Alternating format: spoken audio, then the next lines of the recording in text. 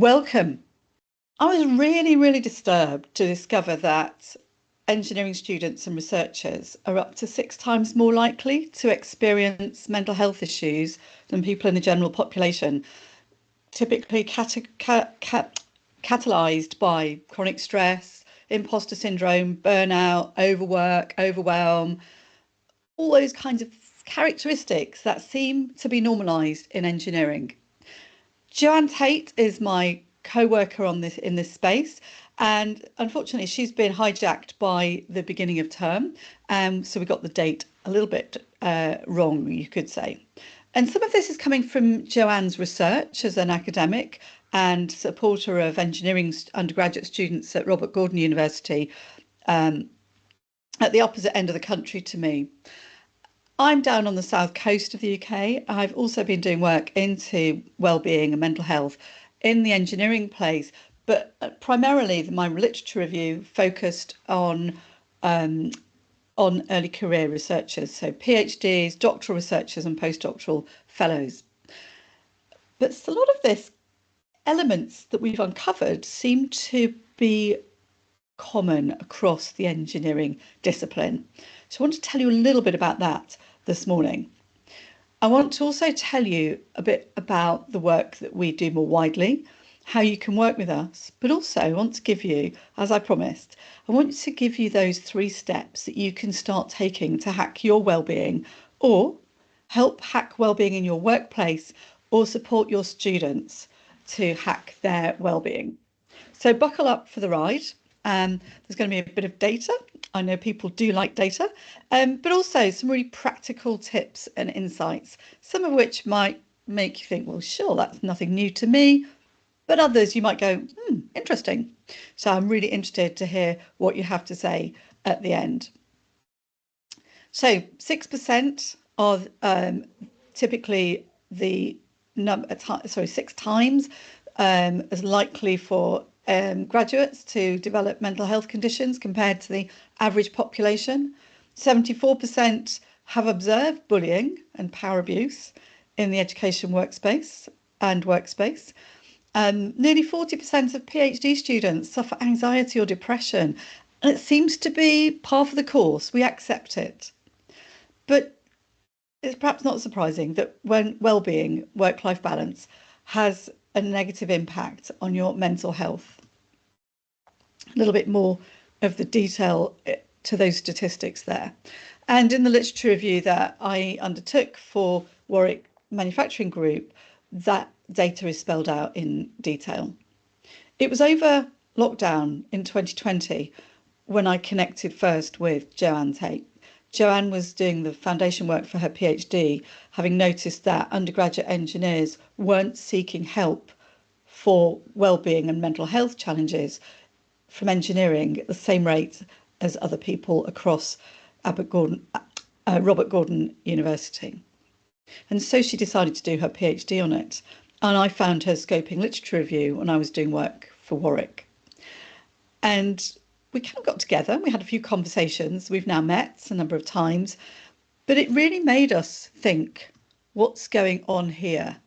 What can we do to make a difference? Why is it such an issue? And as I'll show you later, it's also a problem that has not been as well studied until very recently. Ultimately, we're about helping engineers and engineering create a better world, work better together, and lead better lives. Who can argue with that, I ask you? So what is it that we can do about it? And why are engineers, compared to anyone else, falling short in this space? There's a lot of workplace wellbeing programs in place. I keep crossing at them. There are initiatives, there are big conferences around wellbeing, but it still doesn't seem to be making a difference. So let me ask you in the chat, just to add there, what energizes you? Some of you may have seen me post this picture when I talked about what energizes me, which is riding my bike hands-free along the seafront. What energizes you? One of my associates, when I posted that little blog article and the image, came to me and said, Jan, this is wrong. Cycling hands-free on the beachfront is wrong on so many levels.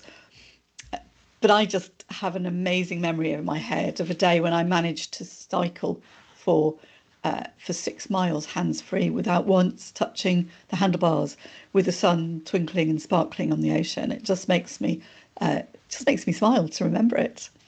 So we've got hiking in all weathers, fantastic. Some people would be like, no chance at that. Crafting and Lego and traveling, nice. Like that focus on a particular activity using your hands, taking time out to allow the world to kind of pass you by. So sometimes that's focusing in on very specific things, and traveling is just exploring and having your mind open. Spending time with family, absolutely, agree with you. Weightlifting, I love that one. Having a focused deadline and the ability to measure statistics as you go along. So knowing what energizes you as an individual is really important, because probably what energizes you is unlikely to energize anybody else in that particular combination.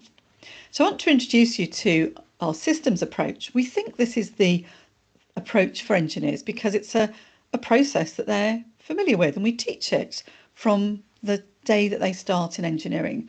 We're going to put some inputs into a system, we're going to measure the effect, the outputs, and then we're going to have a feedback loop. And so understanding that is really, really important. And having that approach that connects with people and thinking around the framing of that around personal well-being, treating well-being like a system, enables to understand where we are as individuals, and knowing that there's that feedback system that we can then work on means that we can start tinkering and tweaking, and we can use analogies that engineers connect to, like the smooth running of an engine. If we don't give it the right oxygen mix, the right fuel mix, we're not in the right gear at the right time, our vehicle, our machine isn't going to operate. So capturing that feedback and those loops helps us understand how one part of a system connects and feedback and impacts on another part of the system and reinforces, and we can start changing things so that we grow and improve, and ultimately we can amplify small micro changes and make them work for the good. So in terms of ourselves and our general well-being, think about our inputs about sleep, nutrition, movement, and other inputs might be about knowing what makes us tick, makes us who we are. The outputs that we see from taking those inputs around energy, our focus, the mood that we're in, and then how might the feedback come through to us? Well, some of it might be through something like journaling for certain people. Others, it might be about collecting specific data and wearables. Completely addicted to monitoring my sleep.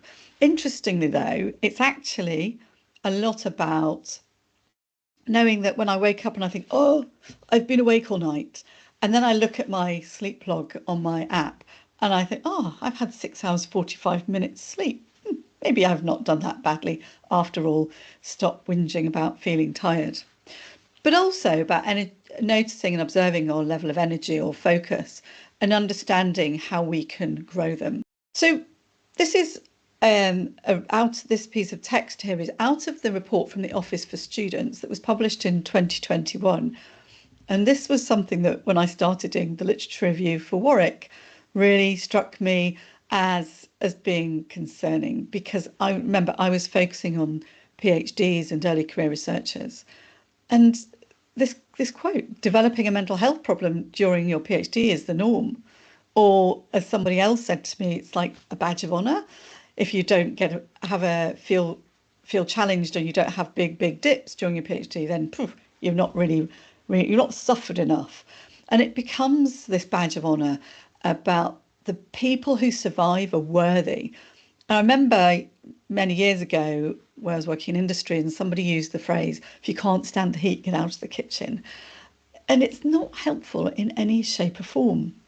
So Joanne's research, focusing on undergraduates and working with undergraduates, interviewing them for her PhD, she's famous for conference presentations based around memes about you start off in engineering like the left-hand figure and you finish like the guy on the right who looks like he's stepped out of a penitentiary. And engineering education seems to put a lot of stress on people. It's about having the right answer. And sometimes we seem to forget that we're really helping people to tackle and solve problems. And the very innovation and drive and diversity of individuals means we want them to tackle a problem in the way that works for them, because that's likely to be the easiest. If you ask people what they're doing when they're subtracting large numbers, some people have this very different approach for you or maybe myself. So helping students know how they learn, but also how they problem solve, and giving them the space to do that rather than doing that sort of sausage factory is really important. And so Joanne's work really looked at understanding what was relevant for students and how engineers and the engineering education process is very different. One of the ones that memes that she has that made me chuckle was this thinking about stuff you can make as an engineer, daydreaming, but actual engineering homework is this sweating and crying and sort of really struggling about it.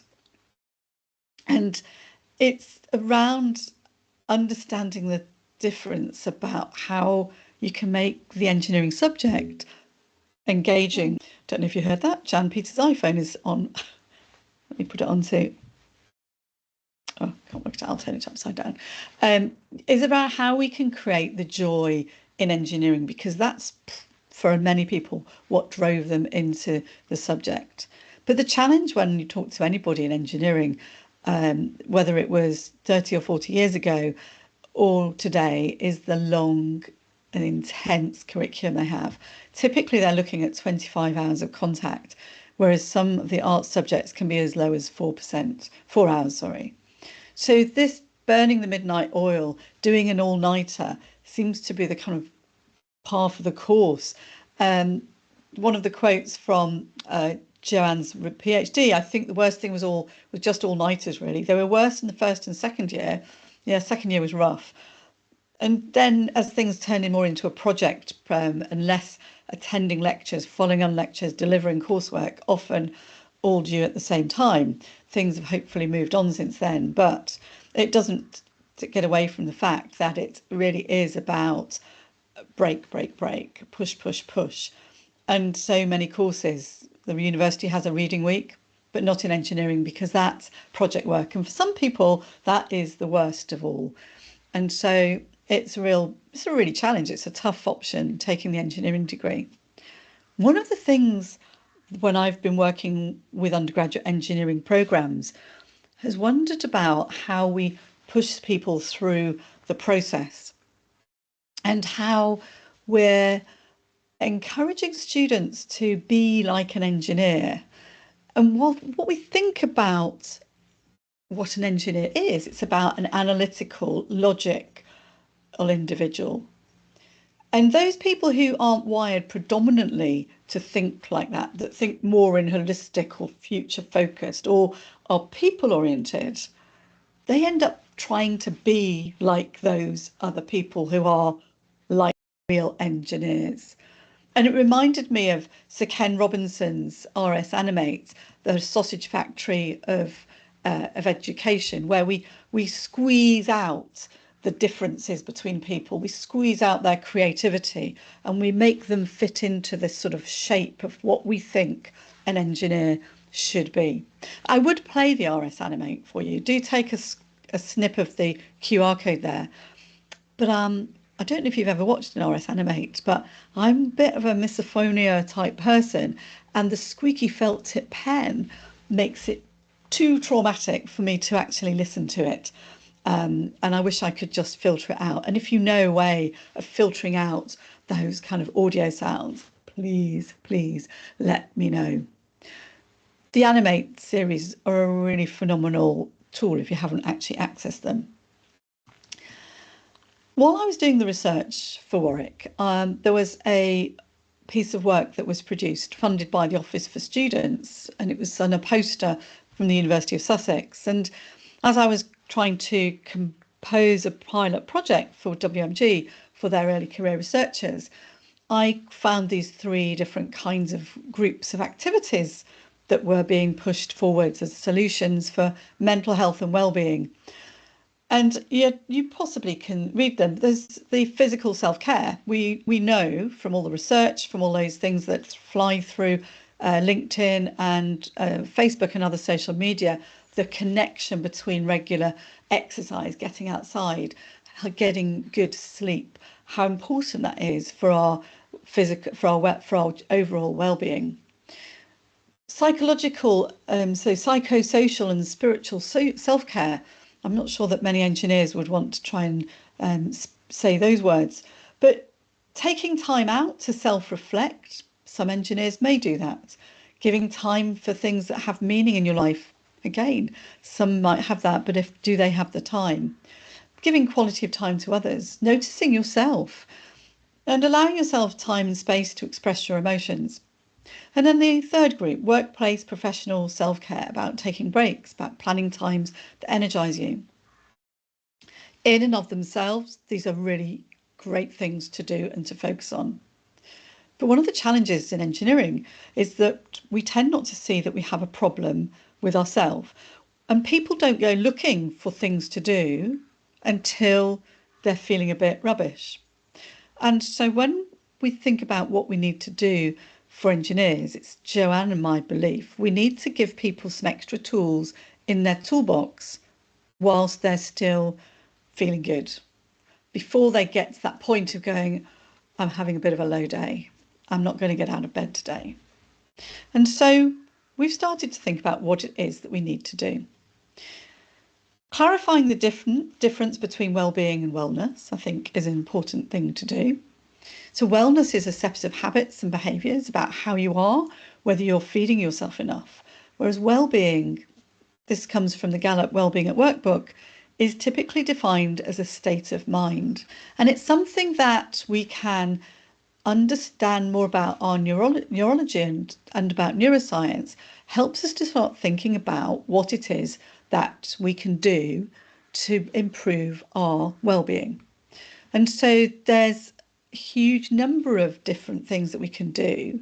And again, those can be mapped onto our own individual personal psychology, tailored well-being, if you like. So this is just a little bit of information and some research about our mental health. But the key findings from our research is that generally looking at engineering and well-being, the literature is tiny. 17 papers back in 2019, 2018, that within the early career research community, it's rarely studied. And even that when it is studied, these are tiny pieces of work within one institution. And when we look at trying to pull out the number of engineers within those studies, they're single-digit figures. But we really need to dive better into the research, and I'm really happy to say that there is more research taking place now. But it is the fact that engineering really isn't studied. It's a bit of a silent problem. And sometimes it's complex because we like to name the differences between well-being and mental health. People get confused. They think that mental health means somebody who's really poorly rather than somebody who's perhaps on the way to not being very well at all. And that we can do specific things to help us feel better. Sometimes I think, and this is some of the papers that we've looked at in the larger work and organisational development and learning space, there is a lot more work around mental health and well-being. And engineering, some of that is suggesting that the workplace is pretty toxic. But we have this in manufacturing, we have it in design, in innovation, we're in selling, in engineering when we're pushing to get product out and into the market. There's a lot of stress in a lot of different places. And in the academic world, the focus on stress is publish or perish. And the irony is not lost on me or others that when Nature undertook a survey looking at postgraduate research, they didn't mention the pressure of publishing in prestigious journals as being one of the stresses of being a researcher. The elephant in the room, though, is the fact that we aren't thinking about the individual's psychology. How can we help people tune in to what helps them feel best? What is the inputs for their system, for them as an individual? And why do we mind? Well, fundamentally, let's go back to the top level. For employers, You simply want to do the best work. Employers simply want us to do our best work for them and for the whole of the system, because it's going to give them more money to deliver a better product, to do better for their clients. Educators, we all want students to be their best, learn their best, and get great jobs, because again, it's self-fulfilling, and in this hugely competitive space that we're living in at the moment in higher education, the drive to get more numbers equals money. It becomes ever more important that our students and our staff are performing to the best of their ability and are able to be their best. So over the years, Catalytic's done quite a lot of work in development of building inclusive teams, and the kinds of things that we do that you could work with us to do use fundamentally a positive psychology approach. We offer through our monthly newsletter free updates and insights. We help people stay connected through webinars, and through the lockdown years and after, we ran an engineering inclusion forum, which was a free lunch discussion space. And we also run strengths jams for people who've been to our workshops. We also help people to connect to our systems approach, helping members of their teams on a one-to-one basis or as a group take on board this systems approach. But basically, we would just be delighted if you started introducing it in your induction if you're an employer, to students from day one if you're in education, and induction for your staff. That it's a systems approach, it's practical, get the tools, know what's available before you start getting too stressed, before somebody else is telling you you need to take a break. So at the end of today, I want to give you a couple of practical steps that you can take. We do one-to-one coaching, but we also offer group coaching for groups of PhD students, where we have 6 to 8 people who come together in a similar stage, sometimes from one research group, one university, who are looking for some confidence growth and to work through a few issues and create their own tailored wellbeing programme. We also have a workshop, 4-hour workshop, which looks at wellbeing and takes people through using mostly our own Clifton Strengths tool that we're certified in, but also people have got their own tools internally, and we can help and adjust and work with that and work on using our resilience navigator so that it works with your systems. And then also we do consulting, review people's programs, and this is completely embedded within inclusion, because we don't see any difference between helping people be their best and helping people help other people to be their best. The kind of things that people have put on post-it notes at the end of workshops is having the break to think about myself, thinking about the connections a little more and taking notice of other people's strengths, developing my positive restorative traits. When sometimes people with a restorative trait can become fixated on finding problems and negativity, they become the doom merchant within a research group. Learning how to improve my social battery for somebody in a research programme, was able to think about how they can go and connect with people.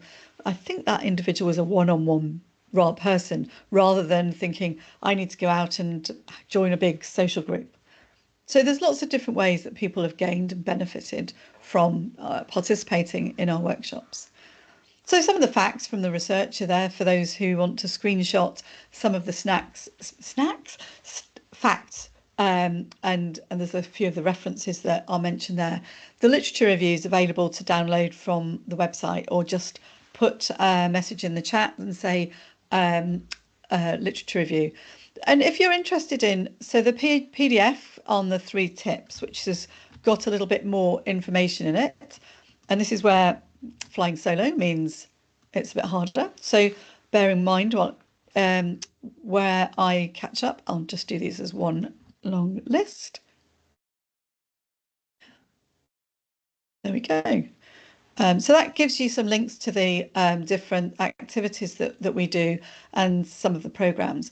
And then on the website, you could just sign up to get access to our newsletter, which is a monthly summary of the work that we've been doing, but articles that we found interesting and relevant to the people that we work with. But also we are working through all of the 34 Clifton strengths and looking at how those can boost the 5 pillars of wellbeing. And so I just wanted to catch up a little bit on the early career researcher and what is it that caused challenges for them. So PhDs, the top things about loneliness and isolation, imposter feelings about not being good enough in the wrong place. This works differently for mature students who go from being in a senior role in their company all the way through to people who, as they go through their PhD, go from that, am I really good enough? Should I be able to do that? Can I? Can I be a doctor? But also, other stresses are about accessing your supervisor, who's quite often incredibly busy. How can you manage that relationship? Whether you, and it, especially the challenges, it evolves and changes over time. Minoritized groups, underrepresented groups in a particular research group, university, or subject area can affect how isolated or lonely somebody can be. The challenge around deadlines, the processes of navigating the whole submission of the PhD, but also within research groups, quite often there's this legacy of workaholism, presenteeism. You've got to be in the lab as long as your supervisor is. And the biggest one, perfectionism. And perfectionism in a PhD is not necessarily the answer to getting it submitted. In fact, that's what stops so many people submitting.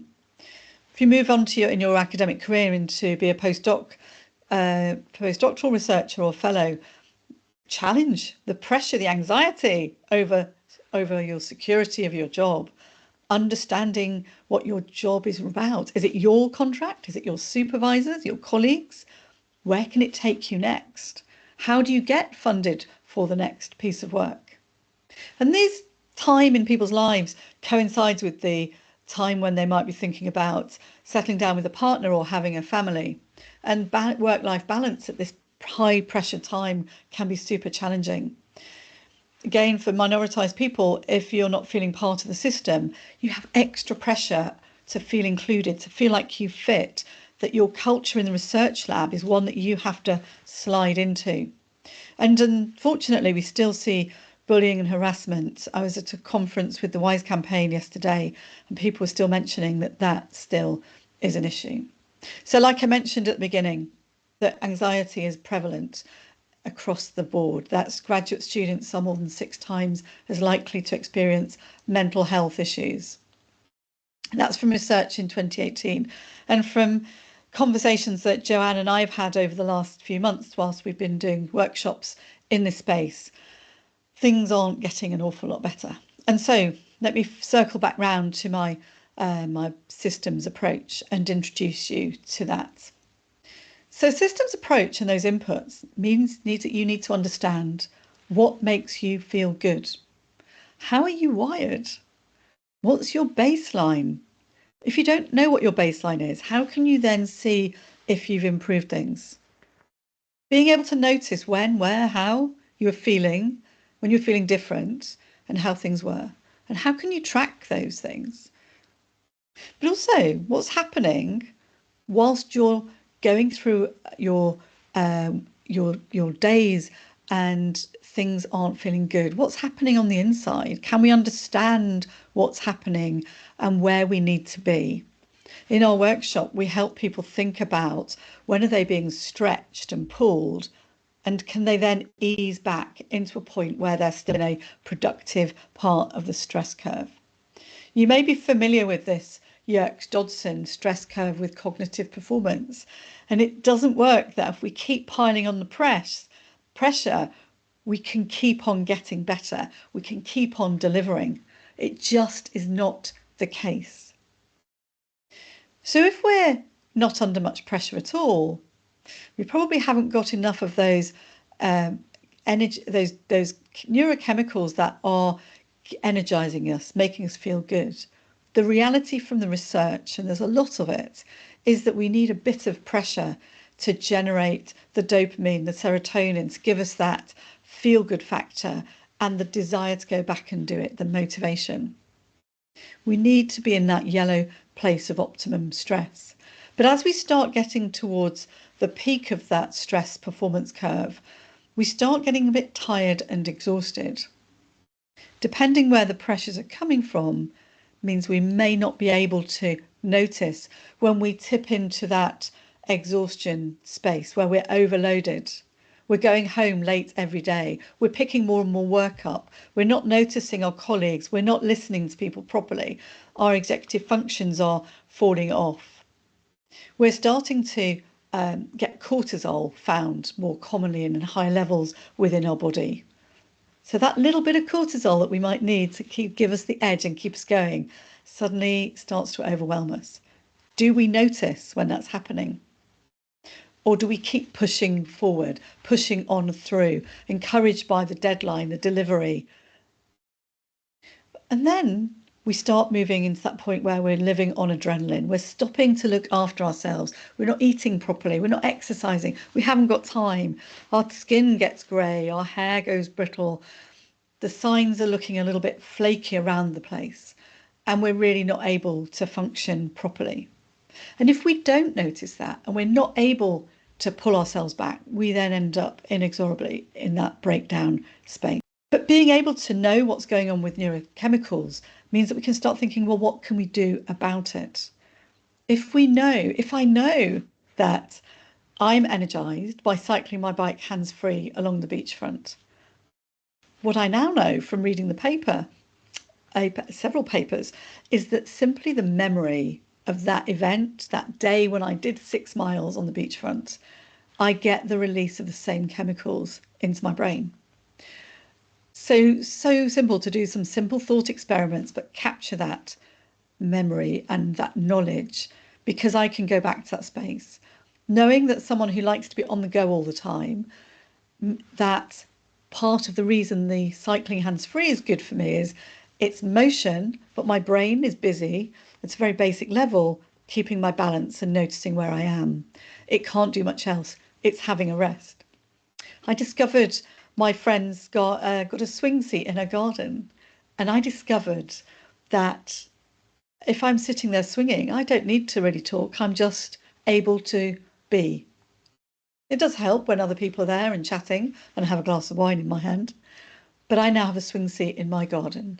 And that's my space where I can go and just go, I just think I'll take 10 minutes, watch the sun go down.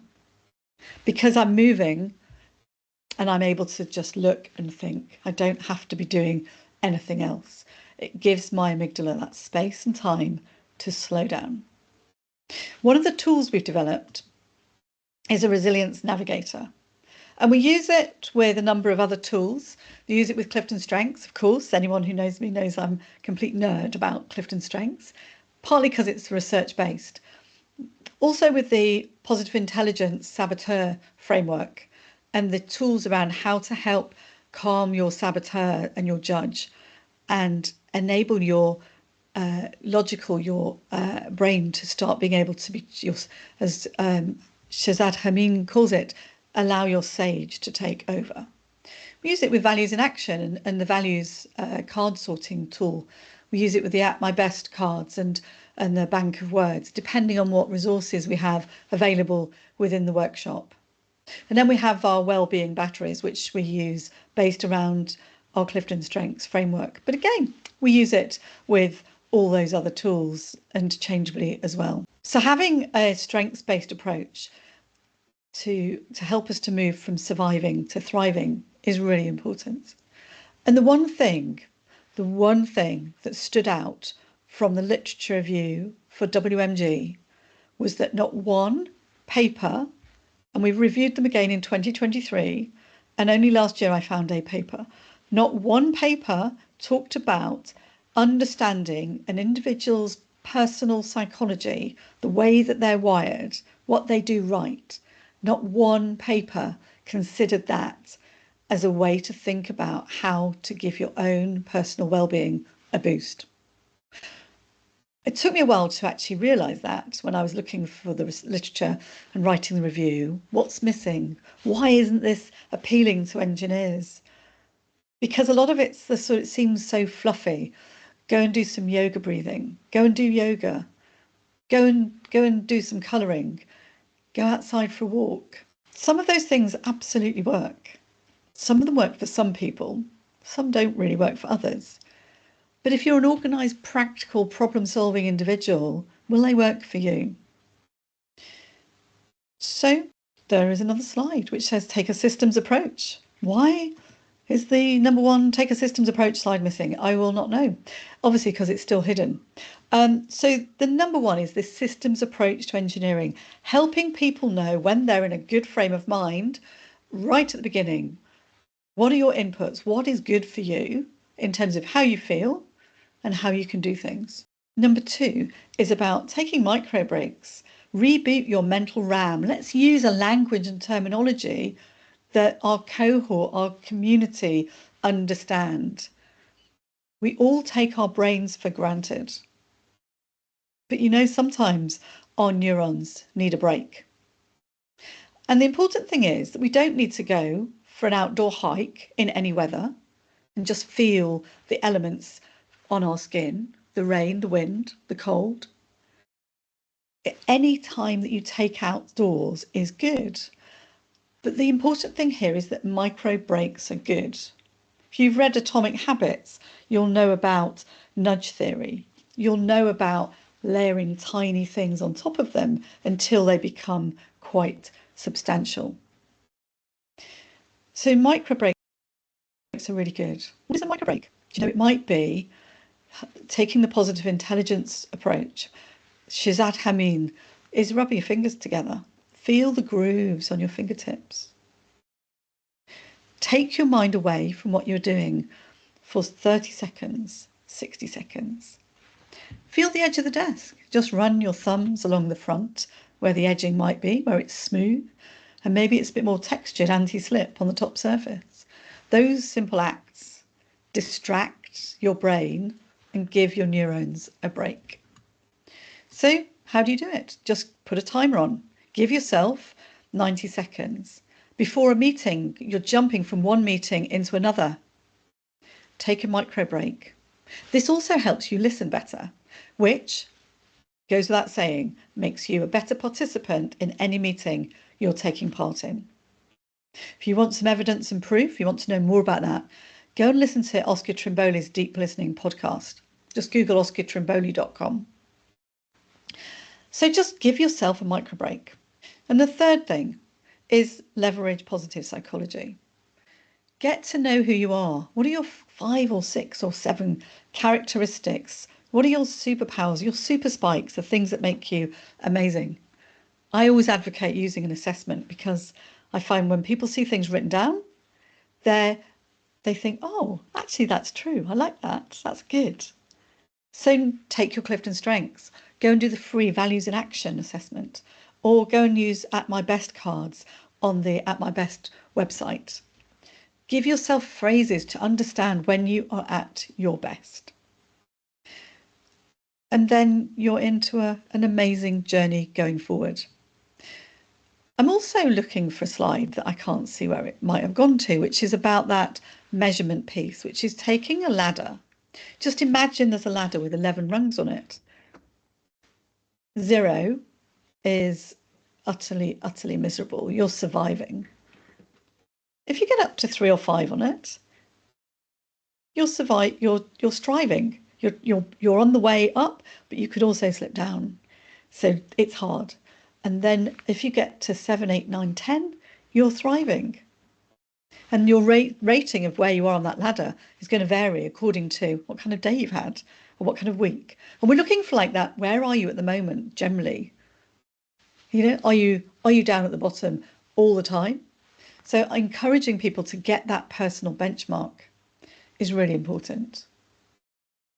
So for those of you in the academic community, understanding stress factors within that early career research community, it's summarised in these 4 groups of activities. Long hours. And actually, I think it works in the engineering workplace too. Because if you're working long hours, you will have poor work-life balance. And you are likely to have poor self-care. You're not giving your neurons a rest. Systemic factors within the environment you're in, whether it's manufacturing, getting the product to market, creating, being innovative, getting the first out there, first to publish, first to get a patent, having the resources to do your project, access to your supervisors. The culture Is it isolating? Are you isolated?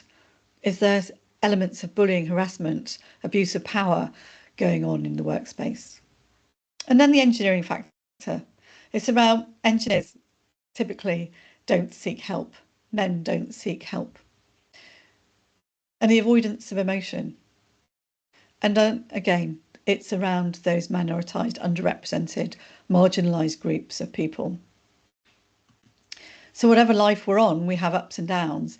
How can we achieve and go with them? So I mentioned positive psychology and Clifton Strengths, which is about finding out what's right with people rather than worrying about what's wrong with them. So connecting to yourself, even if you just find words and collect a mind group of words with yourself. And here's the ladder, the Gallup Net Thriving Ladder, which is around where are you at the moment and where do you want to be? And what do you need to do to change it? Keep a tally of it in the back of a notebook. Create yourself a little graph in an Excel sheet and just add a number in, maybe once a day, maybe once a week, maybe once a month. And then you can go back to it in a year's time. So knowing your own compass, what is your map that you're going to navigate your life with? That is what you need to do. Do it in your way. So think about your inputs, how you're dealing with them, what's the outcome, the output, and then have a feedback loop. Is my plea to you today. Take that away, take it and use it, or talk to us about coaching or about having a workshop for your organisation where we can give a really pragmatic, unfluffy approach to helping you, your colleagues, and your organisation benefit from having general better well-being. We call it Hack Your Wellbeing, and it's about a personal approach to well-being. Thank you so much for joining me.